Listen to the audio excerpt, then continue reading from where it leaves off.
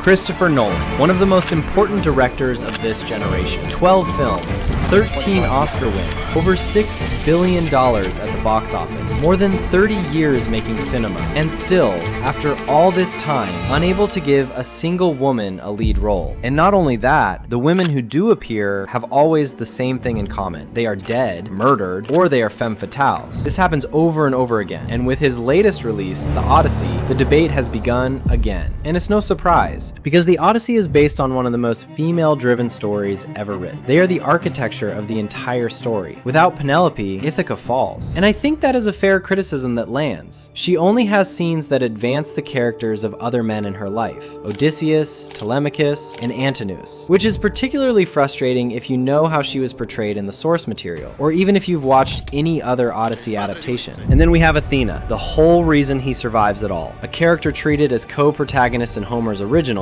appears reduced to what feels like a perfume ad. You know she's there, but you don't even care. It almost feels like Nolan added all these female characters, but only because the original material demanded it. And even so, it reduces all of them to victims. This is actually shocking when you realize that Nolan used as a reference the translation of Emily Wilson, the first woman to ever translate the Odyssey into English, who spent her career giving these female characters the depth and complexity they deserved. When she read the script, she published a 4,000-word review calling it abysmal, saying she would be ashamed to have written any part of it. But honestly, it's not surprising, since Nolan has done this multiple times throughout his entire filmography. Now, I know that the easiest thing would be to talk about all the female characters of the Odyssey and see what they are lacking, but it's surprisingly easy to identify their weak points and the pattern that Nolan constantly repeats, not only in the Odyssey, but in all his movies. And you can actually identify it yourself using this method. So this is actually disappointing, but there's only 3 simple rules. I know, the bar couldn't be lower. Number 1, the film needs at least 2 women. Number 2, they need to talk to each other. And number 3, the hardest one, not just for Nolan, but for most directors, they need to talk about something other than a man. That's it, literally that simple. And Nolan has never cleared it, not once, in 12 films, in 30 years.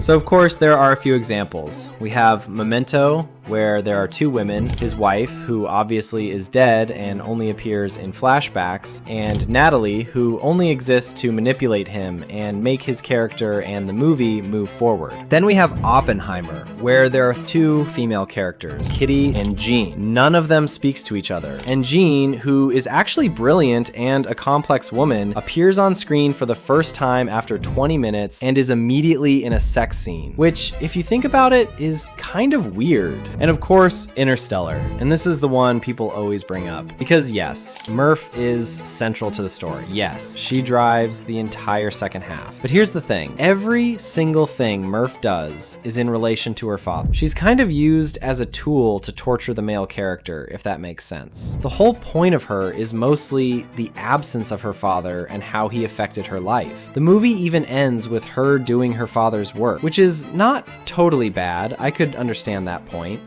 And in my opinion, it's the only movie where he has done a decent job with a female character. And I'm not sure if it has to do with the fact that she's a child, because it's actually curious that the only time he has done it kind of right has been with a child. But these are just 3 examples. The pattern is the same across his entire filmography. Like, don't even make me talk about Dunkirk, even though I'm going to forgive him for that one due to the very clear context of the movie. But yeah, people still debate whether this is actually a problem or just a stylistic choice. And there are actually people calling Nolan misogynistic due to that huge history he has. And I can understand some slight doubt, but I think he respects women in a very traditional way. He understands them as a daughter, a wife, or something that a man is deeply scared of losing, which is actually a representation of all his films. We have all these heroes saving the world with their family and wife at home, worried and waiting for the broken man, which again, I think is a very classical way of thinking. However, it is true that he uses women a lot as a tool to make the plot, mainly the man, move the movie forward. Is it problematic? It can be when it turns into a noticeable pattern. And here's where it gets really interesting, because Nolan is is not the only director who didn't have a female lead. Steven Spielberg had the same problem until he directed The Color Purple. But before that, nobody ever called him out for it. And those are just two examples. I'm sure a lot of male directors don't have any female leads either, or when they do, those women lack any real complexity. Martin Scorsese has been criticized for the same pattern for decades. Goodfellas, The Departed, The Wolf of Wall Street. Women exist mainly as wives, girlfriends, or objects of male desire. So, is it a problem? Well, I think it demonstrates how society perceives women. And I think it's a bigger problem that affects every niche. And of course, the movie industry couldn't be the one to avoid it. I think it's more of a social problem than Nolan's, and it's much more complex and deeply internalized. But you guys let me know what you think.